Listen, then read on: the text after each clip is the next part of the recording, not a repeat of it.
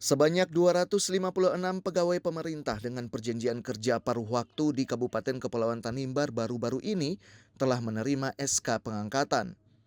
Penandatanganan perjanjian kerja berlangsung di Gedung Natar Kaumpu Somlaki.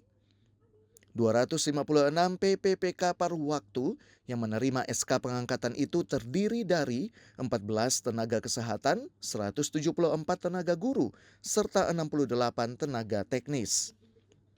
Bupati Kepulauan Tanimbar Riki Jauwerisa dalam arahannya menyebut PPPK merupakan bagian dari mesin birokrasi daerah.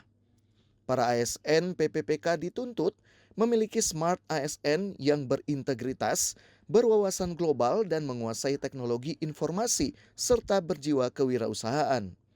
Ia menambahkan pemerintah daerah Kepulauan Tanimbar saat ini membutuhkan ASN yang memiliki komitmen dan berdedikasi tinggi, jujur dan loyal sebagai bentuk pertanggungjawaban atas keterpanggilan selaku pelayan masyarakat. Setiap ASN diharapkan mampu meningkatkan kualitas kinerja serta menjadikan pengabdian dan loyalitas secara optimal dalam mempercepat kemajuan daerah. Bupati menegaskan PPPK paruh waktu yang baru dilantik harus bekerja dengan sungguh-sungguh karena pemerintah daerah akan mengevaluasi kinerjanya. Jika dinilai tidak produktif, maka SK-nya tidak dapat diperpanjang serta berdampak pada pemutusan kontrak. Untuk menjadi smart ASN yang berintegritas, berwawasan global, menguasai teknologi informasi, serta berjiwa kewirausahaan.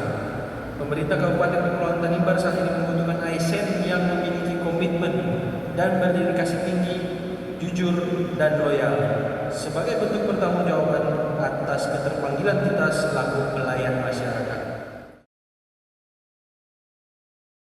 PPPK dituntut mematuhi serta mengikuti semua ketentuan Undang-Undang Nomor 5 Tahun 2014 tentang ASN serta Peraturan Pemerintah Nomor 94 Tahun 2021 tentang pelaksanaan tugas pokok dan fungsi pada unit kerja masing-masing. Dari Saumlaki, Kepulauan Tanimbar, kontributor TVRI Redemptor Reresi melaporkan.